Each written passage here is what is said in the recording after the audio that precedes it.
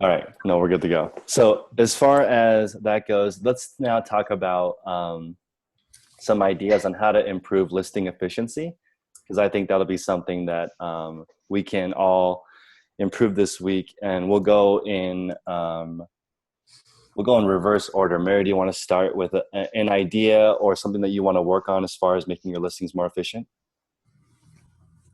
Okay, yes.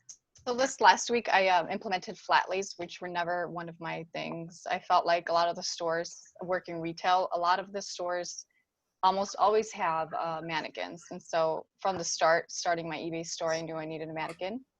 I started doing the mannequin, the half body, then I kind of merged into the hanging of the pants or the shirts on the wall. And now that I'm full time, I feel like I need to speed up the process. And so I implemented the flat lays, which are great. Not good for your back, but I feel like they're a little faster. And a way that I could implement the efficiency for listing would be to batch similar styles or items. You don't want to be pulling pants and then a shirt and then pants and then shoes and set up a different setup for everything. So I know when I'm doing shoes, I set up on the table, set up a flat lay with the white background, then batch all the shoes at once. When I'm doing the pants, I extend the flat lay on the floor. I do have a white background. I put it on the floor and I just photograph that way. And so when I'm doing dresses, you batch them all in sections one at a time to use the same tool at once. So hanger at once, mannequin at once. I feel like batching that way has improved my speed as far as listing. You don't want to batch, you don't want to photograph a shoe, a purse, and so on. You want to stick to a batch of a certain style and you'll get faster. I have also noticed on that same point, looking at all the big stores, all of them use every type of thing. So the larger Hmm. stores, depending on whatever their setup is, some will have flat lay, but they'll use all three: hanging, flat lay, and mannequins, which is interesting. But let's go into Holly. What is your tip or challenge with listing efficiency this week? So I gotta say I have asked this question before on my eBay journey, and I feel like I've hit like my stride with it. So like Mary and most people, I tried the mannequin and the flat lay. Tip for flat lay: if you're just gonna be that person, you could either buy or for the cheapskate, keep an eye out on Craigslist for a drafting table. It's at, standing height, and it tilts. They're pretty expensive to buy new, so I'm a secondhand person always. That will save your back because I just had to leave that behind. But it's not no real secret, but I just do the things, people say. I'm all natural light, batching things in order of type, hang on a wall. The wall is a neutral. It's actually not quite white. I have some challenges with light and pinks. Like everything will look correct, but whenever I'm photographing pinks, like the wall starts to look green. And I learned at the eBay Open that has to do with color temperature. So I'm going to have to eliminate natural light for those. Their advice was to eliminate natural light altogether, but that's not part of my game and I'm not going to change it. It's working. So, challenge, learning how to get pinks to show up correctly. Process, batching items by type, hanging. Below that, I just have a little setup for shoes if anything needs to be sat down, and then knocking it out. My time right now, whenever I'm doing that and have a photography day, is 45 seconds an item, and that goes straight into, I pile those things up, I take them directly to the measuring table, flip them over, measure. Probably the same amount of time to measure, and then they get drafted and listed. So it goes fast. Okay. Kevin, you want to go next? Yeah, of course. Sorry about that. I'm trying to figure out how to unmute this thing. No worries. So something I want to work on this week. I kind of already alluded to the 50,000 thing. I fell short. I sold a lot of stuff, so I wanted to be there this week, and that didn't happen. So I'm going to try to get back to it. I already have drafts made. That's kind of how I do everything. I just make a draft, and then I photograph after that. So I have the drafts made. I did the math on it. If all the drafts were listed, I'd be pretty close to where I want to be. So if I don't source anything, I'd still be there. But I definitely want to source. I haven't been sourcing much, so I have to find some time away from my day job to get out there and buy. So that's my big goal, source. And I've noticed a lot of people that sell new with tags don't have necessarily an issue with listing because of the multi-quantity. But let's go with Laura. What do you want to work on this week as far as listing, or do you have the tip? So another thing I learned at eBay Open, and what the guys said earlier about finding an item similar and hitting that sell now button. I plan on doing that a lot more because I was selling sell similar with my own items and mass bulk listing. And I did learn that you show up a little better in the search rankings by doing that sell now underneath a similar item.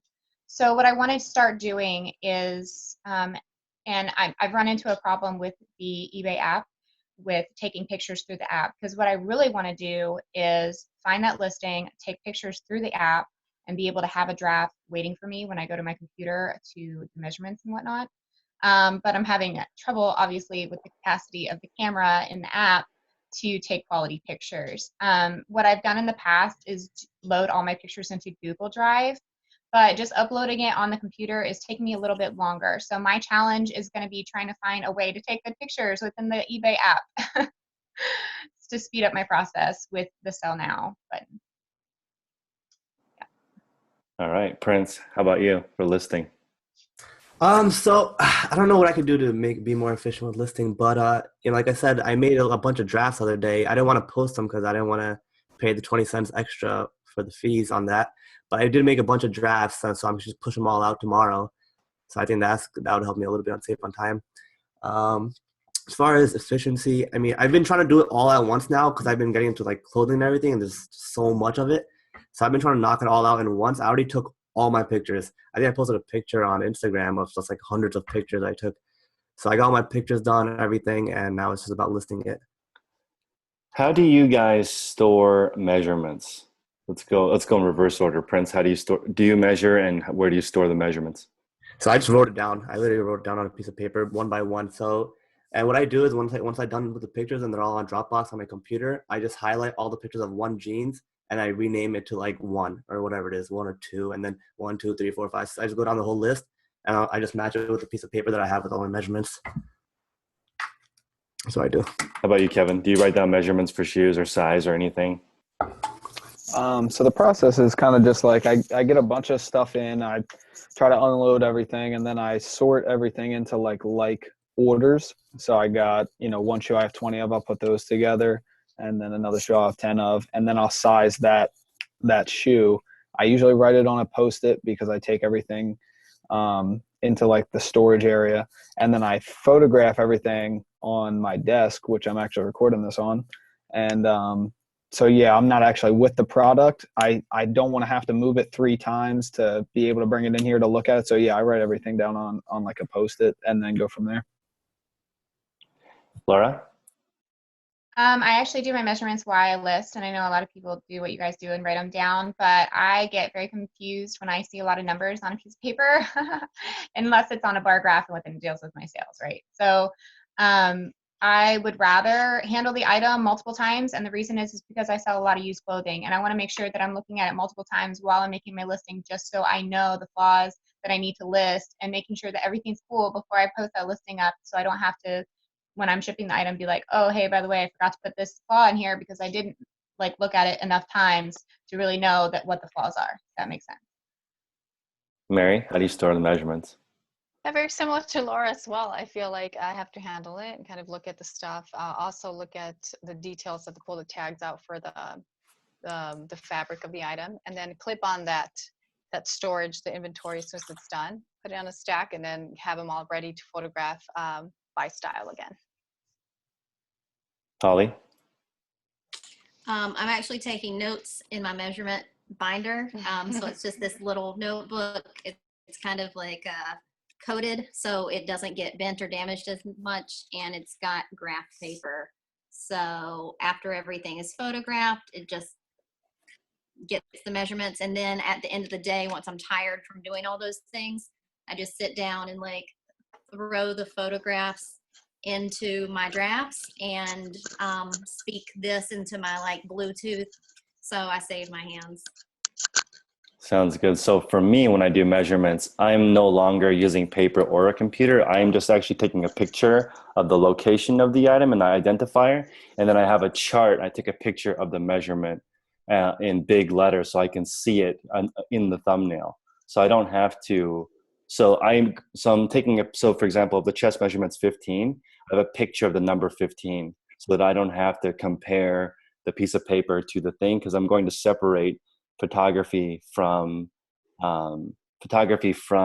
listing. So ideally for me, I'm aiming towards having a photographer do the photos and then a different lister do that.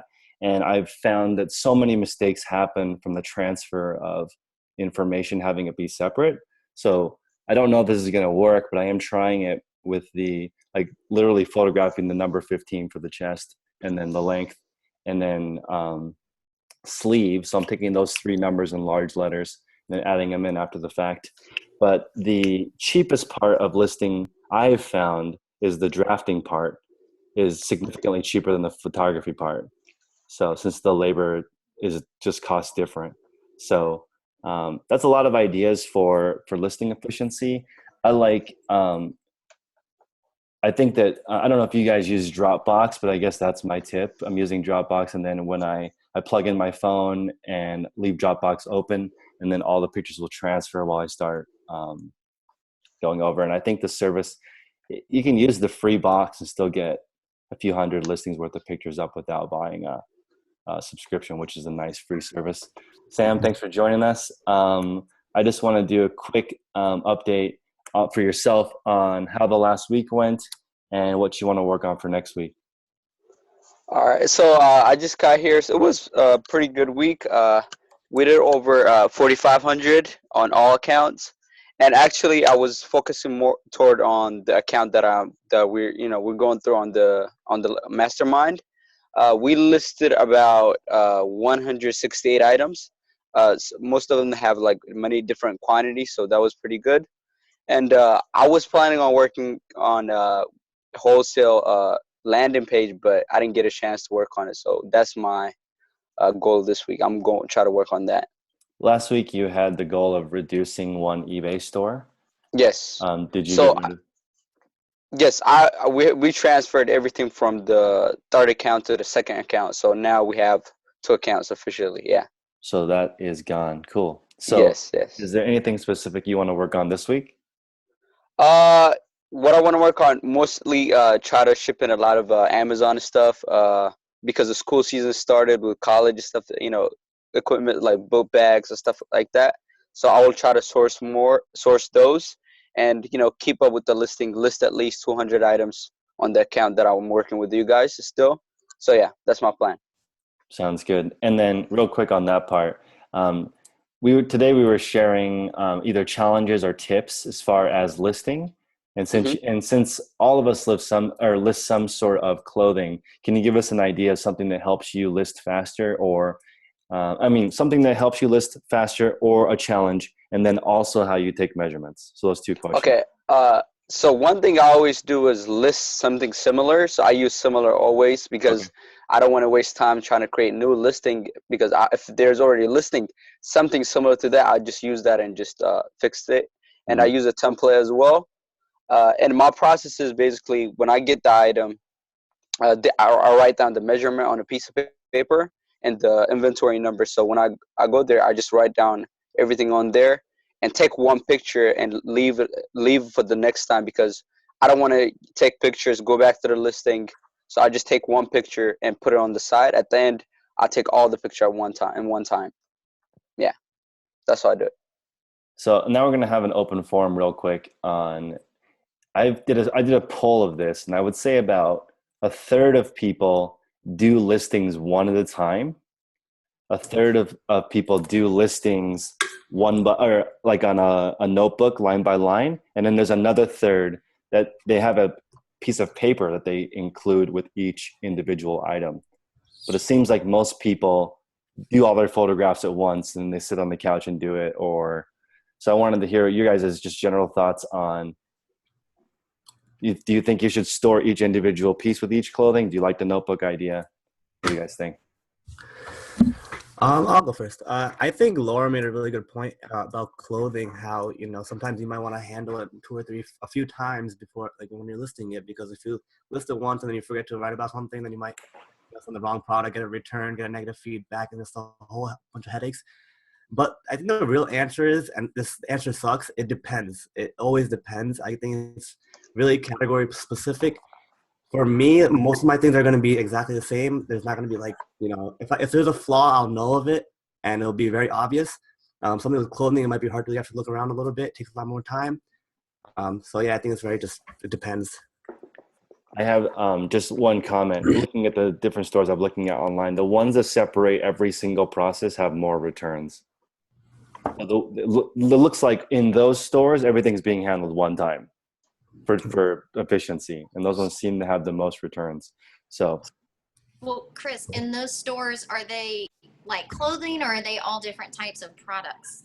All different types of products, but you can tell when things are separated because there will be things in the, like, for example, one picture Background. or two pictures or background. You can tell that it's not hand built like some stores where you can see somebody, they took all 12 pictures, they described everything in detail instead of just please check pictures for description on every single description. You know what I mean? So it's just a little bit different. That is not good. You will see consignment stores, for example. I've seen clothing stores with over $200 average sale price. The experience is totally different. It's like it looks like somebody handled the item one at a time, took all the measurements, took all the photos. It's more premium versus some stores on a used item will have one picture. I mean, that's not enough really to. They're gonna definitely have more returns, but they've done the math somewhere where that's worth it, which is interesting. Anybody else have any thoughts on separating or doing it all at once? I don't have a thought on that, but I do have a question if anybody wants to give me any feedback on it. So I was recently looking at my store and I saw the graph that shows you how many of your items were searched just by somebody typing in that keyword or whatever, and then how many people just came to your store because it's your store. And the store is actually increasing like every month, like my traffic from coming to my store. So basically my question is, do you guys ever categorize your actual items? So if you have clothing, do you have a category for men's active wear? And do you have a category for women's dresses? Like, I don't actually have any categories for women's running shoes, men's running shoes. I think I should have that because it would be easier to navigate the store. I just wanted some feedback on that. I'll make a comment. Go ahead. Yeah. I will. Sorry. So yeah, I do have category. I've read that, and it totally makes sense. I think it's a user friendly. You want to make it easier for them to navigate your store. I think if I was to go to your store, I'd have a hard time. Unless I'm manually searching, it would be a little harder. So definitely want to make it easier for all your customers to go straight to their gender, their style, Sure. their outfits, and find it. I think then your store will rank up higher for sure. I mean, not that it's not now, right? Right. I never had to change much with it, so now I'm trying to look at what I can do. Yeah. I have. Go ahead. Yeah, go ahead. So, I mean, it's not going to hurt you to make categories for your store. It's not like it's going to negatively impact you. So if you have the time or you want to just try it out, you might as well do it anyways. But I found for me, and this doesn't happen too often, but like I sell cameras and then I sell the accessories for the cameras, right? So a bunch of accessories. Sometimes when people are coming to the shop at my store, like sometimes they land on my store and they're like, oh, let me check out the GoPro accessories. They go on it and they find accessories they didn't even know were like existed, right? So like if they try to look at my entire store, there's a whole bunch of products, up to like 150 now, right? But if they just go to the GoPro accessories, they end up buying like a couple things on there, and it does make a couple sales. I've noticed that with the combined shipping things, so it helps. What I want to ask about is like, do you guys change the keywords like in a few days or like a month? Because I saw Emma talk about it on Instagram. Just another seller. She said she changed her keywords in like every 2 months or like 30 days. I was wondering, like, is that, if you guys have any idea on that? Any comment? I definitely do. I think I don't know if you guys watched the video, Lindy Glenn on YouTube. She posted a video about how she just goes into her listings and randomly changes words around and like description, thing like that, and that increases her sales. And I don't know if that's like the placebo effect or if it's just like coincidence, but I've seen it work for me too. And I don't know if that's because eBay is looking at your store as like, oh, it's more active and he's putting in more effort, so let me boost the SEO on this listing. Mm-hmm. But I think it does work, even though they might not say it. Yeah, I agree with you. I think it works. I've noticed an increase in sales for any kind of change. Adding a sale, changing keywords, adjusting price, adding an extra picture, all that stuff has added some stuff. And one more thought on the store categories is that I think eBay wants us to use the promoted listings more and more. And they also want the markdown manager looks like it's having some major changes or it's being eliminated. So that means when we run sales, if I was a shoe store, for example, and you had it sort by size, I could click size 12 and look at everything else in size 12 and there was a 5% discount for 2 or something. I think that's something we should all consider. Also, a challenge for myself this week, I am working on adding a redemption code. I want to send a thank you card with every package that has an eBay code for 10% off the next sale. And I think that works if you have a store with similar items. I think that may help. And also, I just want to get in on this, the promotion manager, because I feel like eBay is really trying to make that work. I have a question about that.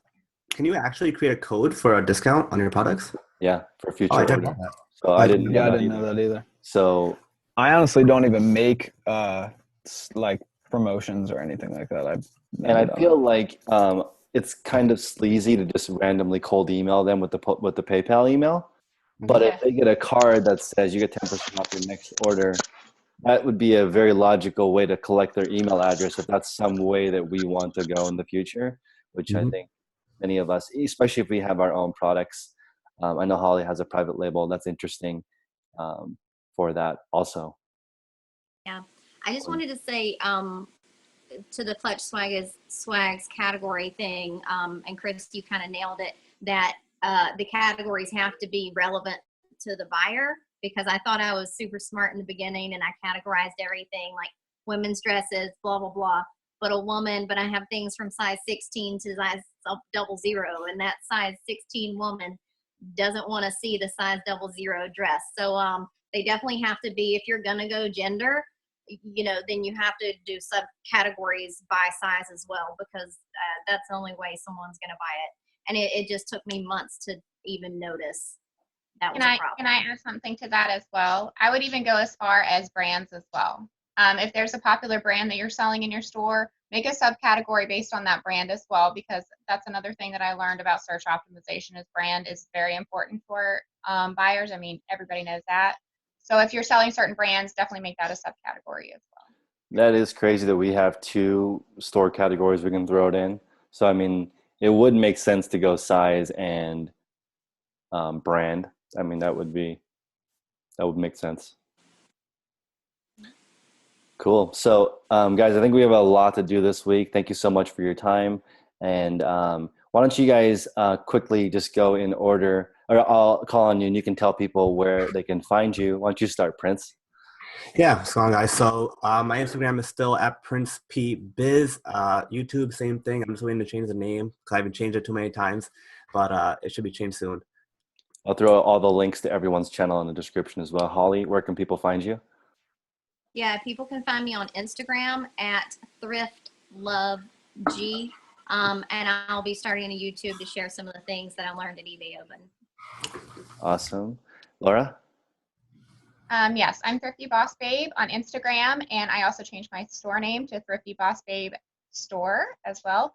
And then I know, Chris, you'll put a link to my YouTube channel, and yes, I will be putting up a whole eBay Open, probably hour-long plus video about everything that I learned at eBay Open.